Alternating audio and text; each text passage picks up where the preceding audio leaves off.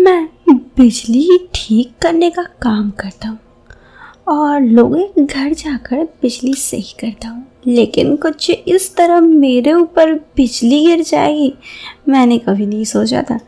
Good morning India दोस्तों, नमस्कार दोस्तों। हमारे चैनल की कहानियाँ अगर आपको पसंद आए तो आप हमारे चैनल को ज़रूर से सब्सक्राइब करें और वीडियो के अच्छे लगने पर आप वीडियो को लाइक अवश्य करें ताकि हमारे वीडियोस आप तक सबसे पहले पहुंच सके। चलो अब मैं सुनाती हूँ आपको आज की इस कहानी को। तो मुझे उम्मीद है कि आप इस कहानी को सुनने के लिए ईयरफोन या फिर हेडफोन का उपयोग कर रहे होंगे, जिससे कि ऑडियो क्वालिटी भी आपको पसंद आएगी। अब चलो इस कहानी को शुरू करते हैं।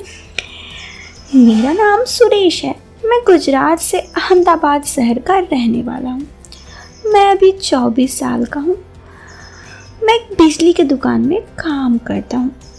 मैं एक इलेक्ट्रिशियन हूँ।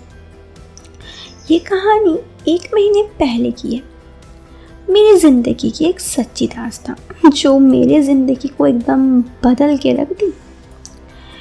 मैं एक दिन अपनी दुकान में काम कर रहा था, तभी एक औरत आई। उसके घर पर लाइट का कुछ काम करवाना था। मेरे सेठ ने उस औरत से उसका पता लिया और कहा कि हमारा आदमी आपके घर आ जाए। उसने कहा जल्दी भेजना, मुझे बड़ी दिक्कत हो रही है।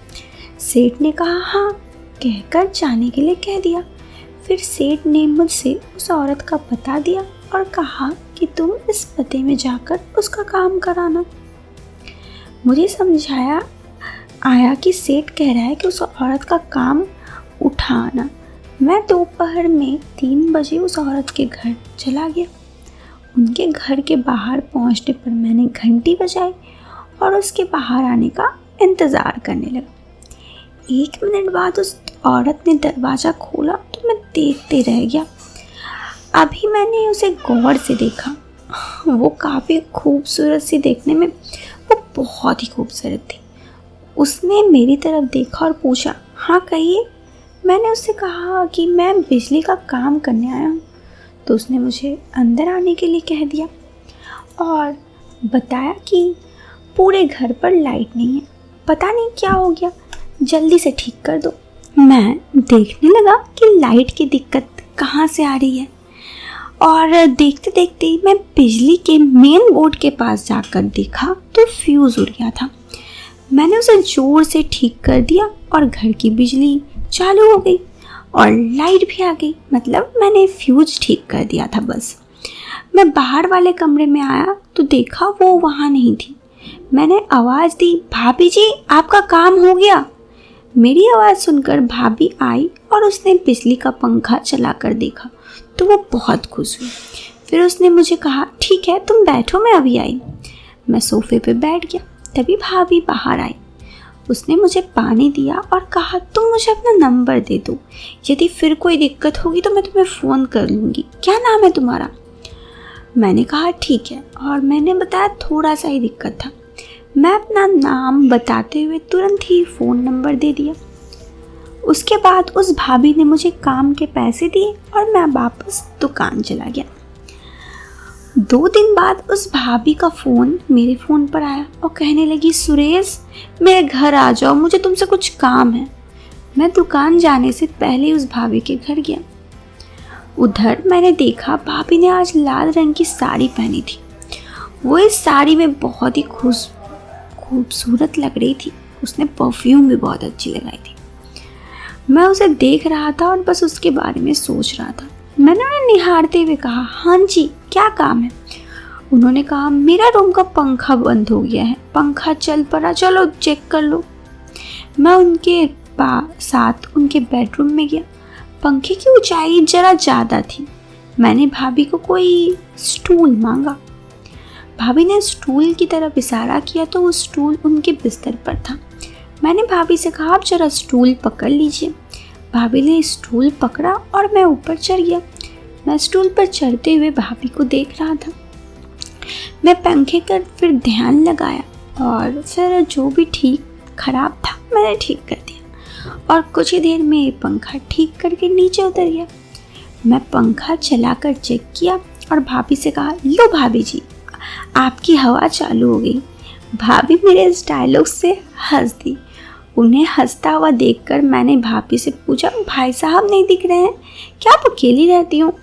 भाभी ने कहा, हाँ मेरे वो बिजनेसमैन हैं, वो बाहर हैं, एक बेटा है वो स्कूल गया हुआ है। आज मेरे पास दुकान में कोई ख़ास काम नहीं था तो मैं भाभी से बात करने लगा। भाभी ने कहा, चाय पियोगे सुरेश? मैंने कहा, हाँ जी, नेकी और पूछ। भाभी फिर हंस दी और किचन चली गई। कुछ देर बाद हम दोनों आमने सामने बैठकर चाय पीने लगे और बातें करने लगे। मैंने भाभी से उनका नाम पूछा तो उन्होंने अपना नाम हेमा बताया। मैंने पूछा, आपके पति शाम को घर आ जाते होंगे? भाभी ने कहा, अरे मैंने बताया ना, वो शहर से बाहर हैं, वो बाहर रहकर बिजनेस करते हैं। इस बात पर मैंने उससे कहा, आप बहुत खूबसूरत हो भाभी जी। उसने मेरी तरफ देखा और मुस्कुराने लगी। मैंने हिम्मत बांधे हुए उसे बात बढ़ाते हुए कहा, आपके पति कितने दिन आपके पास रहते हैं? उन्होंने उदास होकर कहा, महीने में करीब 5-6 दिन ही इधर रहने के लिए आते हैं। मैं समझ गया भाभी से अपना काम बन सकता है। उस दिन तो मैं चला गया, मगर कुछ दिन बाद मैंने उन्हें मैसेज किया, कैसे हो भाभी जी? भाभी जी ने लिखा, मैं ठीक हूँ, तुम कैसे हो सुरेश? इस तरह मेरी उनसे बातचीत होने लगी। भाभी मुझे चुटकुला भेजती तो मैं भी कुछ न कुछ भेजता। एक दिन गलती से मैंने भाभी के फ़ोन पर कुछ वीडियोस की क्लिप भेज दी। भाभी वो क्लिप देखी और मस्त है लिखकर वापस मैसेज कर दिया। मैंने उन्हें सहमति सी देखी तो मैंने पूछा, क्या आप मेरी फ्रेंड बनोगी? तो उन्होंने हाँ कर दिया। मुझे इससे बड़ी खुशी हुई। अब हमारी बातें होने लगी। मैं उनके घर भी जाने आने लगा। एक दिन मैंने उनसे बाहर घूमने के लिए कहा तो वो राजी हो गई। मैं भाभी को बाइक पे बिठाकर घुमाने ले गया और हम दोनों उस दिन काफ़ी घूमे। उस दिन उन्हें अपने बच्चे को भी ले जाना था तो वो मुझे स्कूल छोड़ के जाने बोली। मैं उन्हें उनके स्कूल के पास छोड़कर वापस चला गया। शाम को उनका मैसेज आया, सुरेश आज रात तुम मेरे घर आना। मैं समझ गया कि क्या मैटर है। आज रात होने का मैं भी इंतज़ार करने लगा और देर रात 8:30 बजे मैं उनका घर गया। मैंने देखा उस दिन वो काफ़ी खूबसूरत लग रही थी। उन्होंने मुझे बच्चे को भी सुला दिया और फिर हम दोनों खाना खाने लगे और हम दोनों एक दूसरे के साथ बातचीत कर रहे थे। वो मुझे देख कर काफ़ी हंस रही थी और उसके बाद हम दोनों खाना वाना खाए, फिर मैं वापस आ गया। और उसके बाद भी मैं भाभी जी से बातचीत मेरी होती रहती है। वो काफ़ी कूल है और उनसे बातचीत करना मुझे भी काफ़ी अच्छा लगता है। तो दोस्तों, कहानी तो ख़त्म हो गई। अब ज़रा इस कहानी से बाहर तो निकलो और वीडियो पसंद आए तो जल्दी से वीडियो को लाइक कर दो। चैनल पे पहली बार आए हो तो आप चैनल को सब्सक्राइब कर सकते हो। मैं मिलती हूँ फिर एक नए वीडियो में एक नई और इंटरेस्टिंग टॉपिक के साथ। Till then, bye, take care, bye.